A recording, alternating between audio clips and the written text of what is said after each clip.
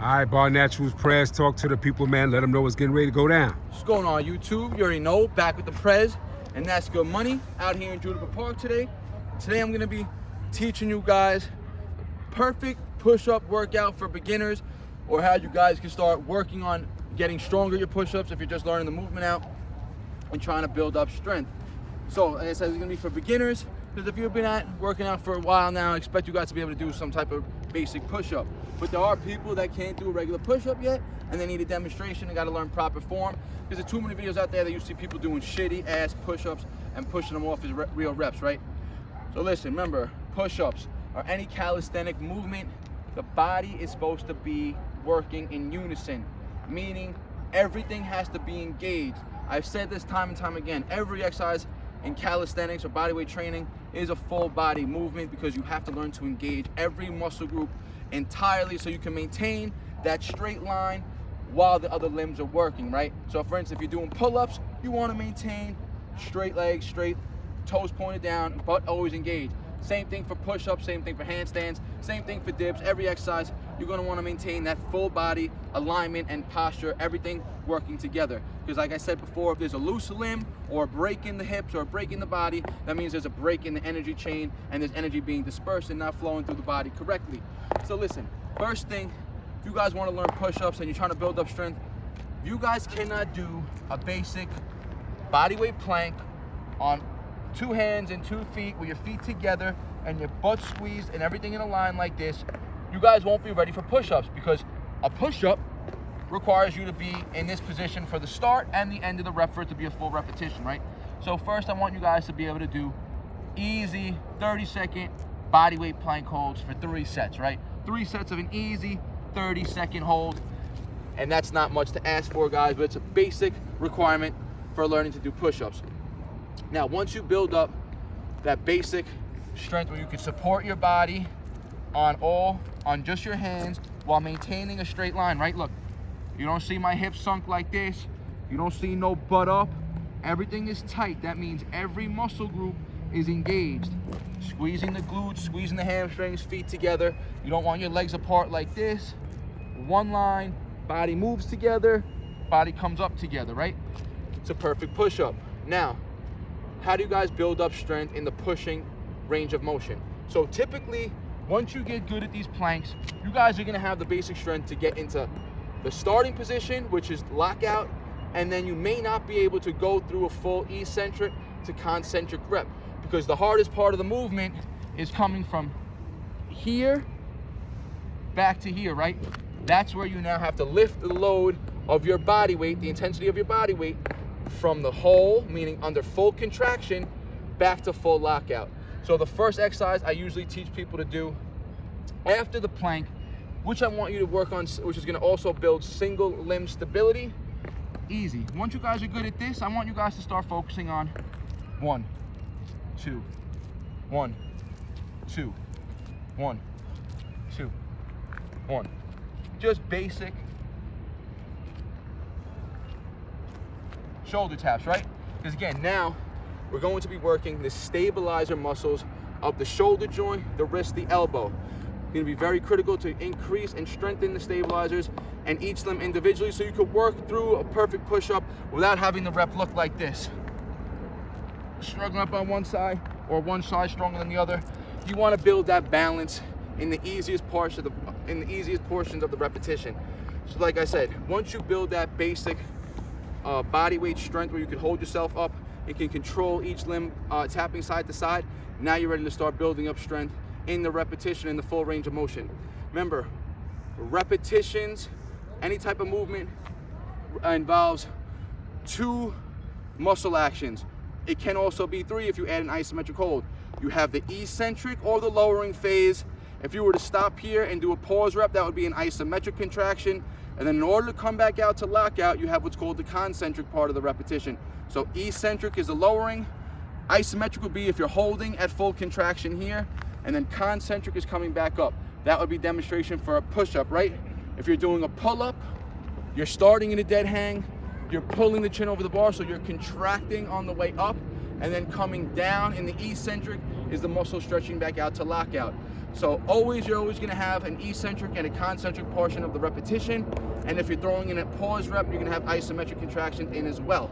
So typically, I've said this 100 times, and this goes for all exercises, whether it's body weight or weight bearing when you're in the gym, you will always be stronger in the eccentric portion of the repetition, meaning the lowering portion of the movement. So for instance, people that can't do pull-ups, right? You can't pull yourself from a dead hang to chin over the bar. That same person can 90% of the time, they could jump and get their chin over, then they could control their body weight down because they're stronger in the eccentric. Same thing for someone who's trying to bench press. Say you can't bench press 225 off of your back, off of the chest, right? But you might be able to take that 225-pound load and lower it down nice and controlled, but you might not be able to get it up because you're stronger in the eccentric. So again, guys, that's how you guys are gonna build up push-up strength. You guys are gonna start again in the locked out position, which is basically a body weight plank. And now you guys wanna start working the eccentric range of motion, right? Meaning the lowering phase. So most people that are starting push-ups, right? If you're just starting out and you cannot do a full rep yet, this is where I want you to do. You guys wanna build up strength, working from here, lowering down to 90 degrees. So your chest is about 1 inch to 1.5 inches off the floor. And I want you to work this eccentric position. Now, this is you, right? So say for instance, right? You're coming down, you're at 90, and then you're trying to push up. You can't get up, right? I just want you to collapse. Because the key thing is here, guys, stretching the chest out, putting more stress, more load, more intensity on the working muscles, stretching the chest out in the eccentric. And I just want you guys to get comfortable getting stronger here, right? If you have to, you collapse, step back up, come back to lockout, slow back down, drop back down, reset up like this, work the negative, right? Lock back, collapse back down, reset up, work the negatives. The more repetitions you get doing that negative, and I'm telling you, it's not gonna take many total reps.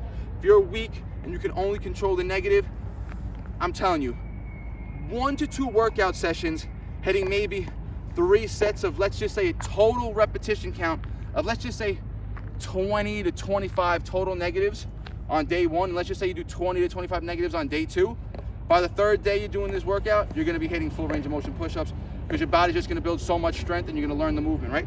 So once you get good at those negatives, now you guys can start coming up out of the hole. Now remember, guys, typically, this is the easiest part to get to, right? It's easy to get down to negative. Once you're pushing up, some people may start only getting up to here. If that's the case, push up as far as you can go, collapse again, reset up. Now remember, guys, if you guys are failing on the, when you're failing on the eccentric, it's fine to reset up over and over again and keep stretching out that chest, right? It's fine to come back up, reset up if you're failing on the eccentric. But now if you guys are trying to push out of the eccentric back into full lockout like this, right? Say this is what your repetition looks like. You got strong in the eccentric, now you're trying to work up to full push out, and you're pushing out and you get to 90 degrees or only coming up to here, but you can't make it to here. I want you guys to collapse, but you guys cannot go back right into the rep, right? That means you guys are failing on the concentric portion of the repetition. Remember, the concentric is what matters. You cannot do a full rep without doing the concentric portion.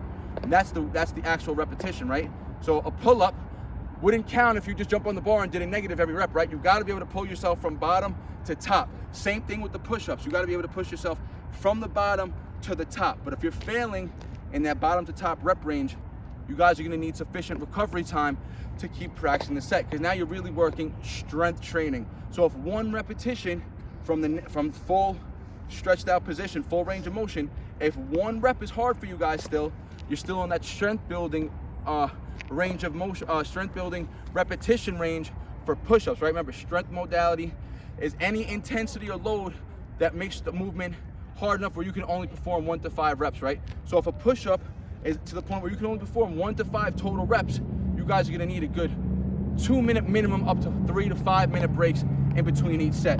So if that's the case, guys, you guys wanna go to negative, push halfway out if you can only get to halfway, drop back down, set up, rest 2 minutes, try the set again. Again, guys, max effort sets, you don't have to do more than 5 total sets because you're giving it everything you got. So 1 rep, 5 times is more than enough if that's the level you're at. Over time, remember, every exercise needs to be practiced, whether it's a squat, a bench press. You're never gonna learn one movement on the first day. So once you guys get good at holding at the negatives, once you guys start pushing through from the negative to the concentric, you guys are gonna be building strength each session, each repetition. Your nervous system's gonna start adapting to the movement and learning the movement patterns that's required. So now, once you get strong enough and you practice it enough, your repetitions should start looking like this. Full range of motion, guys. And look, my whole body goes down, whole body goes up. Whole body goes down, whole body goes up. So once you guys start building up enough strength to start getting reps out, beginners, remember, 1 to 5 rep range is strength building. If you're starting to get push-ups and you're only hitting, let's just say you're hitting 3 to 4 push-ups a set, you guys want to build up being able to hit 5 sets of 5 repetitions.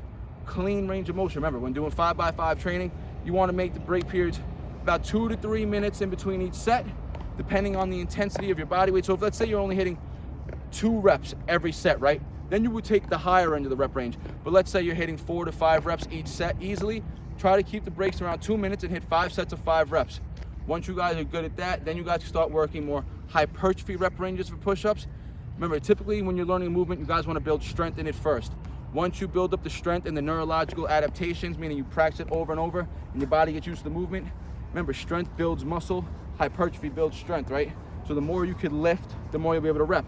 So once you start building general strength, working that 5x5 rep range, now you can start taking the movement to higher rep ranges. You guys can start working 3 sets, 6 to 10, 4 sets of 6 to 10. And a great beginner routine that I like to have beginners do, like I said, 3 sets of 10. So people might think 10 push-ups might be easy. That's where I love to throw in pyramid routines, right? So if you think 10 reps is easy, start doing pyramid style reps where you're really increasing that time under tension. So remember, 10 reps, all it is 4, 3, 2, 1. 15 reps is 5, 4, 3, 2, 1. 21 reps is 6, 5, 4, 3, 2, 1. These are really effective ways that you guys progress and progressively overload your push-ups as you get stronger and stronger. So first routine I want you guys to master is 4 down, 3 times. So you're gonna do 1, 2, 3, 4 push-ups. Then you're gonna hold 1, 2, 3, 4. Do 3 push-ups. 1, 2, 3. Now hold 1, 2, 3. 2 push-ups. 1, 2. Hold 1, 2. 1 push-up. Hold 1 second. So now you just hit 10 push-ups with 10 seconds of isometric lockouts. If that's easy for you guys, the next way I want you to do is like this. 1, 2, 3. On 4, I want you to hold 4 on the bottom. 4, 3, 2, 1. 1, 2, 3. Hold 3 on the bottom. 1, 2, 3. 1, 2. Hold 2 on the bottom. 1, 2, 1. So you increase the intensity by working on isolation, isometric holds at each range of motion. Once you guys get strong at 3 sets of 10 reps both ways, what do you do next? Now instead of hitting 4, 3, 2, 1, you start at 5. That's gonna put you to 15 push-ups. 5, 4, 3, 2, 1. Once you can hit all 3 sets of that, how do you progressively overload? 6 down. The numbers will start catching up. 6 down is 21. 7 down is 28. You get to 10 down, that's 55. You start doing 10 down. Remember, every rep count is how many isometric seconds hold you have. So if you're at 10, now it's 10-second hold. 9-second hold. So it ends up being 55 reps with 55 seconds of time under tension. Very effective ways to make push-ups harder and increase that time under tension, which is optimal for muscle building. So for push-ups for beginner guys, it's not that difficult. But like any exercise, it's gonna take practice, repetition, and consistency. You guys will be able to progress fast if you're consistent and you guys want to progress. As long as you stay at it, you guys are gonna notice the progress happening fast. Push-ups, great exercise to build the chest. Gonna target shoulders as well, also triceps. So try these routines out. Remember guys, get strong in the basic movement patterns first at lockout. Build that single limb stability. Get strong in the eccentric. Then start working isometric holds then you guys are gonna be at that full range of motion, and then you can start adding full repetitions with isometric holds to make the reps harder and increase the time under tension. Remember, more time under tension under proper movement patterns is just activating the nervous system more and more and teaching it where it wants to be for proper range of motion. Make sure your form is always on point. I'm actually gonna do another video with G after this, showing you guys top push-up mistakes, what you guys don't want to do when doing your push-ups. So be on the lookout for that. And hope you guys enjoyed the video. Don't forget, leave a comment if you have any questions. I'll get back to you. Like the video, helps the algorithms out. Make sure you subscribe to my channel at BarNaturals. G, you put the description in the page. Make sure you subscribe to That's Good Money's page also. And like always, guys, hope you enjoyed the routine. Peace out. Thanks a lot, Prez. His social BarNaturals. medias will be in the description box, man. Thank you.